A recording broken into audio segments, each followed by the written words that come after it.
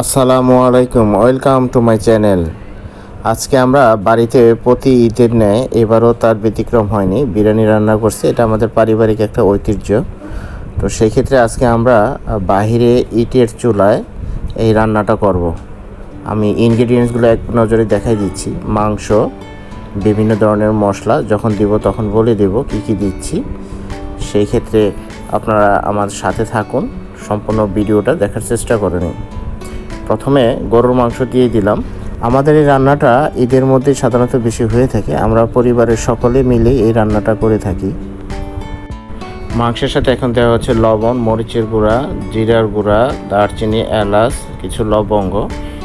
এর সাথে দেওয়া হচ্ছে পেঁয়াজের কুচি। তো এখন এই মশলাগুলো, সেই সাথে ফ্রেশের 2 প্যাকেট বিরিয়ানির মশলা।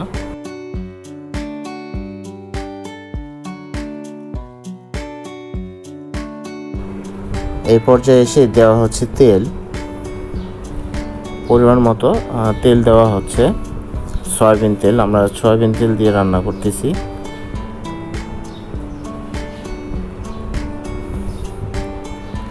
সমস্ত মশলা তেল দেওয়া হয়েছে। এখন এগুলো মাংসের সাথে ভালোভাবে মিশিয়ে নিতে হবে।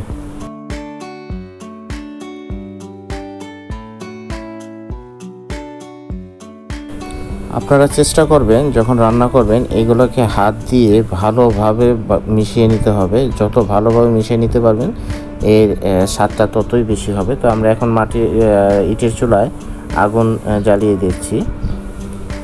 তো চুলার উপরে এখন এই মাংসটা রেখে ভালোভাবে নেড়ে চেড়ে দিচ্ছি। এইভাবে ভালোভাবে মিশিয়ে এখন আমি ঢেকে দিচ্ছি কিছু সময়ের জন্য। দেখেন কত সুন্দর আগুন জ্বলতেছে। তো এইভাবে যারা মাটির চুলা অথবা ইটের চুলায় রান্না করবেন, আপনারা অবশ্যই দেখবেন যে যখন আপনারা এটা খাবেন এর স্বাদটা ভিন্ন রকম হয়ে থাকে।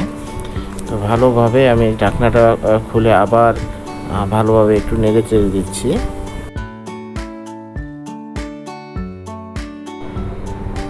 এখন দিয়ে দিলাম আদা রসুন বাটা 2 চামচ, 2 চামচ করে টোটাল 4 চামচ আর কি। দেখেন কত সুন্দর কালার চলে আসছে মাংসের।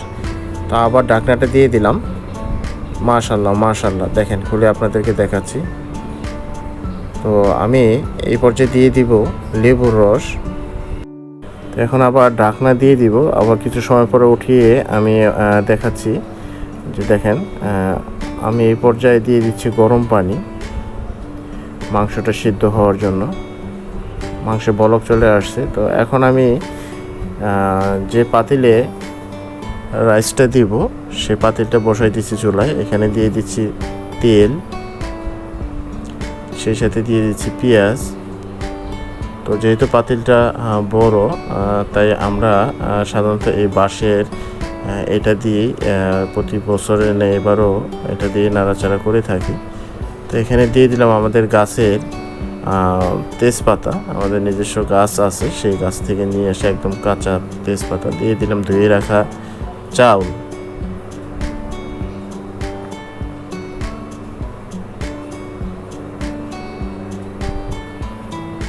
তো চাউলটা খুব ভালোভাবে ভেজে নিতে হবে।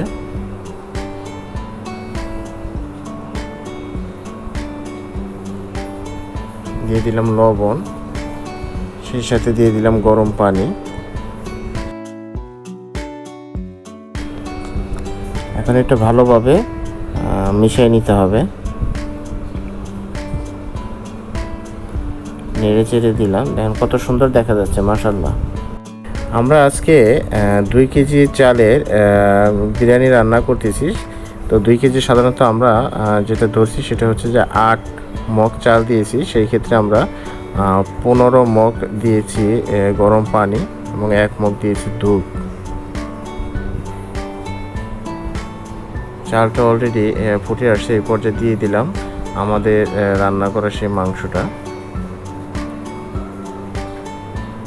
খুব সুন্দর একটা ফ্লেভার বের হয়েছে, মাশাআল্লাহ। আবার ঢেকে দেই। আমরা কিন্তু চুলার জাল অনেকটাই কমাই দিয়েছি, এই দমে আস্তে আস্তে হয়ে যাবে। তো এই পর্যায়ে কিছু কাঁচামরিচ দিয়ে দিচ্ছি। কাঁচামরিচে সুন্দর একটা ফ্লেভার আসবে। আবার ঢেকে দিলাম। চুলা কিন্তু অলরেডি আমরা বন্ধ করে দিয়েছি। তো ওইটার যে দেখতেই পাচ্ছেন এখন রান্না করার যে লাকড়ি ছিল সেগুলোর কয়লা বা সেইগুলোর যে আগুন আছে সেগুলো দিয়ে হয়ে যাবে। দমে দিয়ে দিয়েছিলাম, তারপরে একবার উল্টিয়ে দিচ্ছি সব কিছু। মাশাআল্লাহ অনেক সুন্দর হয়েছে।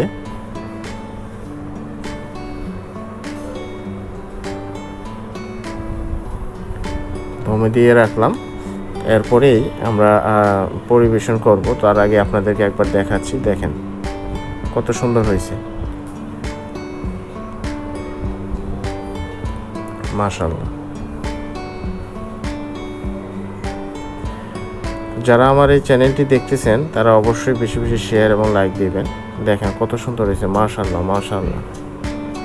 আপনারা এইভাবে নিজেদের বাড়িতে অথবা ফ্যামিলিগতভাবে রান্না করতে পারেন।